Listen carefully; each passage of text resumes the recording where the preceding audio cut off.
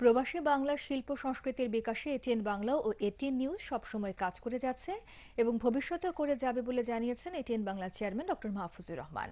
বিশেষ করে প্রবাসে জন্ম নেওয়া নতুন প্রজন্মের মাঝে বাঙালি সংস্কৃতির লালনে কাজ করে যাবার ইচ্ছের কথা জানান তিনি।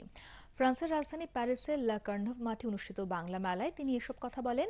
ডক্টর মাহফুজুর রহমান বলেন, সব দলমত ও আঞ্চলিকতার ঊর্ধ্বে উঠে প্রবাসী বাঙালিদের কাঁধে কাঁধ মিলিয়ে মূলধারার সাথে কাজ সম্পৃক্ত হয়ে দেশের জন্য কাজ করতে হবে, তাহলেই বাংলাদেশ একটি স্বয়ংসম্পূর্ণ দেশ হিসেবে বিশেষ স্থান করে নেবে।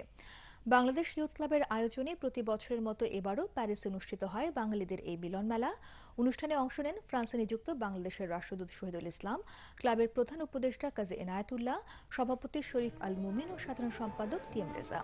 মেলায় হাজারো দর্শকদের আনন্দে মাতিয়ে রাখেন জনপ্রিয় কণ্ঠশিল্পী রবি চৌধুরী, অভিনেতা সজল ও মেজাবিন। অনুষ্ঠানের শুরুতে বাংলা মেলার অন্যতম উদ্যোক্তা প্রয়াত শহীদুল আলম মানিক স্মরণে 1 মিনিট নীরবতা পালন করা হয়। অনুষ্ঠানের মিডিয়া পার্টনার এটিএন বাংলা।